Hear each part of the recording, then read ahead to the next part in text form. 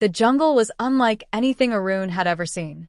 Thick vines draped over ancient trees, their roots twisting like gnarled fingers gripping the earth. Sunlight barely pierced through the dense canopy, casting eerie shadows on the moss-covered ground. Every step he took was met with the sound of rustling leaves, the distant call of unseen creatures, and the occasional snap of a twig beneath his boots. Beside him, Ravi moved with quiet precision, his eyes scanning the surroundings with the caution of someone who understood the dangers hidden within. Arun had hired him for his expertise. He was a tracker who knew these lands better than anyone. But tonight, something felt different. The air was thick with an unspoken tension, an energy that made the hairs on Arun's arms rise. "You shouldn't have come here," Ravi muttered, his voice barely above a whisper. Arun smirked. "You say that every time we enter a new jungle. This one is different," Ravi insisted, stopping in his tracks. He pointed toward a tree where strange carvings marked the bark, symbols Arun didn't recognize. These weren't made by animals. Or by any tribe I know. Arun examined the symbols, running his fingers over the grooves. They looked old, ancient even. But before he could analyze further, a gust of wind swept through the trees, carrying a sound that didn't belong. A whisper. Low, drawn out, almost human. Arun turned sharply, scanning the darkness, but nothing was there. "Just the wind," he said, though the unease in his voice betrayed him. Ravi didn't respond. Instead, he began setting up their campsite, his hands moving quickly, as if wanting to get it done before nightfall. Arun followed suit, unpacking his gear and setting up his camera. He had come to document the jungle's rare wildlife, but so far, he had found nothing but an unsettling quiet. As night fell, the jungle seemed to come alive in a way Arun had never experienced. The usual sounds of insects and distant animals were replaced with something else, low murmurs, shifting movements just beyond the reach of his flashlight. He glanced at Ravi, who sat rigid, staring into the darkness. "You hear that?" Arun asked. Ravi nodded slowly. "They know we're here." Before Arun could ask who they were, a sudden rustling came from the trees. Not the wind. Not an animal. It was deliberate. Watching. Waiting. Arun gripped his flashlight, pointing it toward the sound, but the beam only illuminated the endless stretch of jungle. Then, for a fraction of a second, he saw them. Eyes. Glowing, golden, blinking from the shadows. And just as quickly, they vanished. Arun jolted awake to an eerie silence. The jungle, once alive with whispers and unseen movements, now felt unnaturally still. He turned toward Ravi's sleeping spot, only to find it empty. His backpack was there, his footprints in the dirt, but no sign of the man himself. "Ravi?" Arun's voice barely carried. No response. He grabbed his flashlight and followed the footprints, but they ended abruptly, as if Ravi had vanished into thin air. The air grew heavier, thick with an unnatural humidity that clung to his skin. A chill ran through him.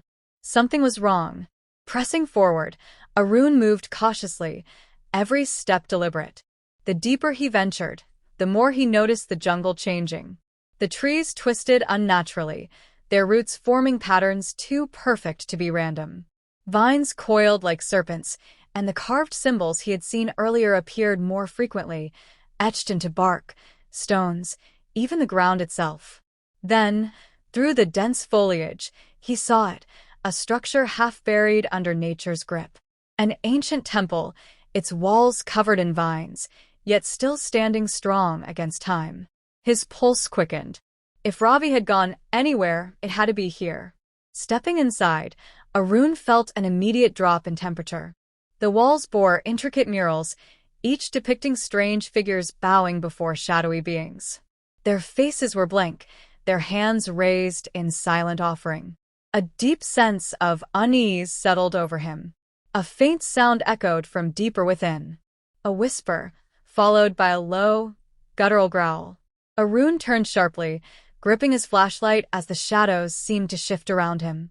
His instincts screamed at him to leave, but something kept him rooted in place. Then movement. Silhouettes emerged from the darkness, their forms barely human. They moved with unnatural grace, their eyes glowing like embers in the dim light. Arun stepped back, his breath caught in his throat. One of them spoke. The voice was deep, ancient, laced with something that sent a shiver down his spine. Arun couldn't understand the words, but the meaning was clear. He wasn't welcome. Before he could react, they closed in, their presence overwhelming. The temple's walls seemed to close around him, the air turning suffocating. His mind screamed for him to run, but his body refused to move. The last thing he saw before darkness swallowed him was a pair of glowing eyes staring into his soul. Arun's head pounded as he regained consciousness. The air was damp, thick with the scent of earth and stone. He tried to move, but his wrists were bound with coarse rope. Nearby, Ravi sat against the wall, his eyes wide with fear. "They took us," Ravi whispered. "We shouldn't have come here." Arun's mind raced. The figures from the temple, the glowing eyes. Who were they? Why had they spared them? His thoughts were interrupted by approaching footsteps.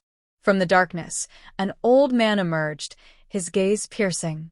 His skin was weathered, his robes tattered, yet there was an undeniable power in his presence. "You trespassed on sacred ground," the old man said in a voice like rustling leaves. His dialect was ancient, but Arun understood every word. "This jungle does not belong to men like you." "We didn't come to harm anything," Arun said, struggling against his restraints. "We were only passing through."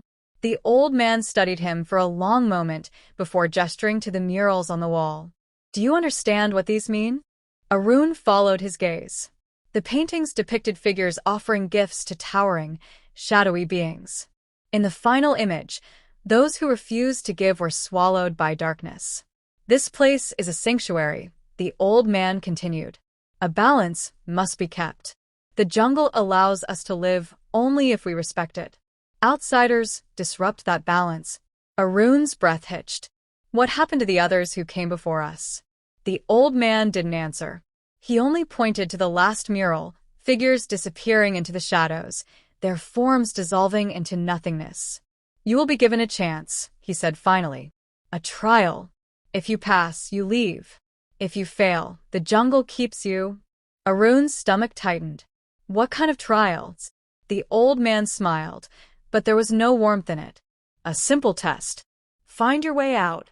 The ground beneath them rumbled, and suddenly, the chamber shifted. Walls twisted, corridors rearranged. The air shimmered, distorting reality itself. Arun and Ravi were no longer in a temple. They were in the heart of the jungle, surrounded by endless trees, the paths looping back on themselves. "This is the jungle's will," the old man's voice echoed in the distance. "If you understand it, you will survive." Then silence. Arun turned to Ravi, his pulse pounding. "We have to move. Now." But as they took their first step forward, the jungle around them came alive. The trees whispered, the shadows deepened, and from the darkness, something began to follow them. The jungle twisted around them, paths shifting like a living maze. No matter which direction Arun and Ravi ran, they always ended up where they started. The trees loomed taller, their branches stretching unnaturally, blocking out the moonlight.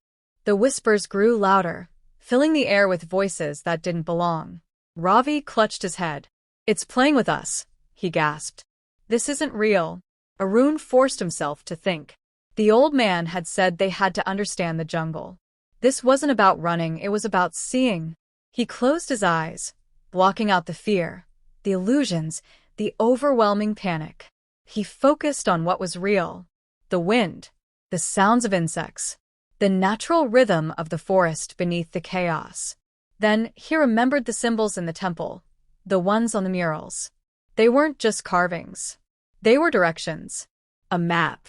"Follow me," Arun said, pulling Ravi forward. "Don't listen to anything else."